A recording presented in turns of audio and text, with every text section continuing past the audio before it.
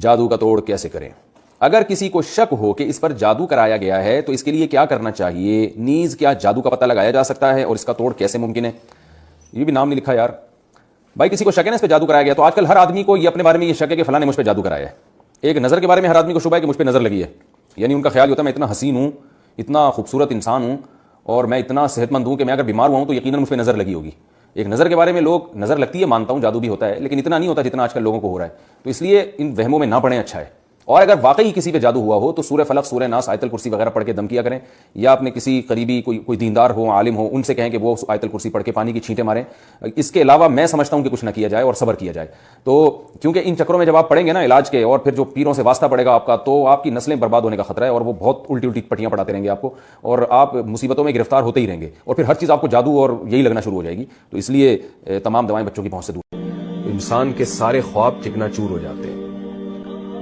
یا تو اللہ بہت ظالم ہے کہ انسان کی جب ترقی کا وقت شروع ہوا، پھل کھانے کا وقت شروع ہوا، اس اللہ نے ساری محنتوں پہ پانی پھیر دیا، ساری محنتوں کو ضائع کر دیا.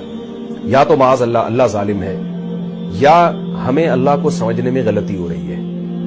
ہم اس دنیا کو اصل سمجھ بیٹھے ہیں. جو لوگ مصنوعی دانت فکس کروا کے لگواتے ہیں، اس سے وضو ہو جاتا ہے یا نہیں؟ جناب اگر مصنوعی دانت ایسا لگایا ہے کہ اس کا اب نکالنا بہت مشکل ہے، بالکل فکس کر دیا ہے، یا دانت پہ ایسا خول چڑھا دیتے ہیں کہ اس خول کو اتارنا آسان نہیں ہوتا، تو پھر اسی پہ پانی بہانے سے وضو بھی ہو جائے گا، غسل بھی ہو جائے گا. لیکن وہ دانت اگر ایسا ہے کہ آسانی سے آپ جب چاہیں ہٹا لیں، جب چاہیں نکال لیں، تو دانتوں کی کیفیت اگر یہ ہے کہ آرام سے وہ کیسٹ کی طرح نکل جاتے ہیں اور جب چاہیں لگا لیں، تو پھر ایسے دانت کو نکال کے قلی کرنا فرض ہے، اندر پانی پہنچانا واجب ہے. اگر نہیں کریں گے تو غسل نہیں ہوگا. لیکن اگر دانت کی کیفیت یہ ہے کہ وہ بالکل جام ہو گیا ہے اور اب اس کو نکالنا ممکن نہیں ہے، تو پھر اسی پہ پانی بہانے سے وضو ہو جائے گا.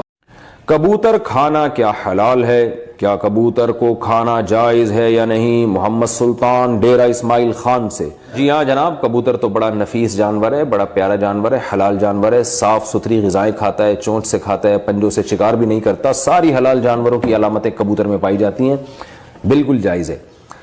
اور کبوتر سے یاد آیا کہ آج کل لوگ کبوتروں کو دانہ ڈالتے ہیں جس سے کبوتروں کے غول جمع ہوتے ہیں، وہ بیٹیں کرتے ہیں، اس کی بیٹوں سے بیماریاں پھیلتی ہیں، گھروں میں گندگیاں پھیلتی ہیں. تو لوگ ڈرتے ہیں کہ ہم نے اگر ان کو دانہ نہیں ڈالا تو اللہ کا عذاب نہ آ جائے. تو ایسا کچھ بھی نہیں ہے. کبوتروں کو آپ دانہ ڈالیں، مگر شہر سے باہر، ایسی جگہوں پہ پرندے کو خوراک دینا جہاں وہ پرندہ لوگوں کی تکلیف کا ذریعہ بنے، تو پھر ٹھیک نہیں ہے. اس لیے کہ انسان پہلے ہیں، جانور بعد میں. اسلام میں حکم یہ کہ پہلے انسانوں پر احسان ہوگا، اس کے بعد جانوروں پر احسان ہوگا.